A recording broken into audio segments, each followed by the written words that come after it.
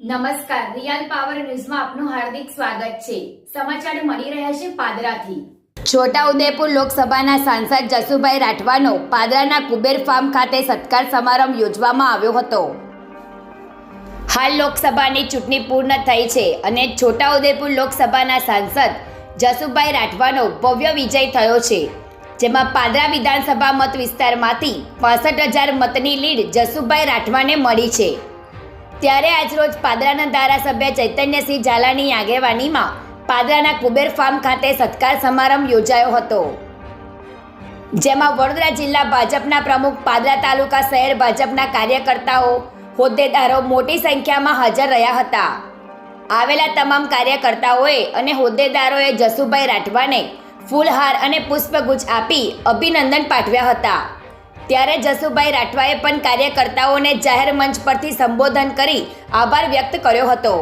છોટાઉદેપુર મત વિસ્તારમાં આવતા પાદરા વિધાનસભા, ડભોઈ વિધાનસભા સહિતની તમામ વિધાનસભાઓમાં નગરના વિકાસ માટે તેઓ હંમેશા કાર્ય કરતા અને લોકોની સાથે રહી વિકાસના કાર્યોને આગળ વધારશે। ગૌરવ પટેલનો report, real power news, Padra. સૌને નમસ્કાર।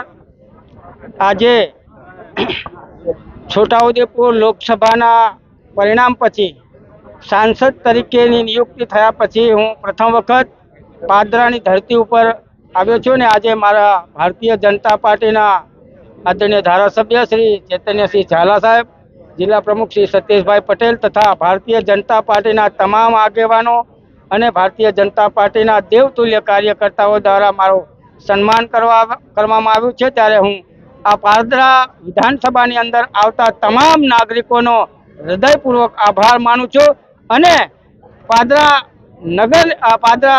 વિધાનસભામાં આવતા તમામ કાર્યકર્તાઓને ખાતરી પણ આપું છું કે એમનું સ્થાન હંમેશા મારા દિલમાં રહેશે અને એમને અગ્રિમતા આપવામાં આવશે। વંદે માતરમ, ભારત માતા કી જય।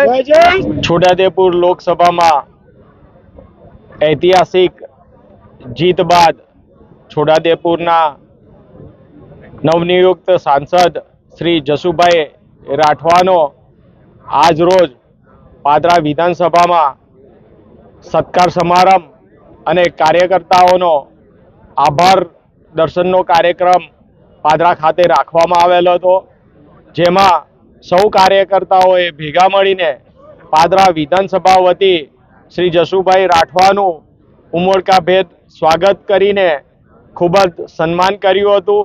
સાથે ભારતીય જનતા પાર્ટીના તમામ કાર્યકર્તાઓ, ધારાસભ્ય તરીકે અને સાંસદ શ્રી જસુભાઈ રાઠવા તરફથી પાદરા વિધાનસભાના તમામ મતદારો, ભારતીય જનતા પાર્ટીના તમામ કાર્યકર્તાઓનો ખૂબ ખૂબ આભાર માન્યો હતો અને સાંસદશ્રીએ સૌને બાંહેધરી આપી હતી કે પાદરા તાલુકાના વિકાસમાં, પાદરા વિધાનસભા વિસ્તારના વિકાસમાં કોઈ પણ કચાશ નહીં રાખવામાં આવે અને હર હંમેશ તેઓ પાદરા વિધાનસભાની પડખે ઊભા રહેશે, તેની પણ તેઓએ ખાતરી આપી હતી।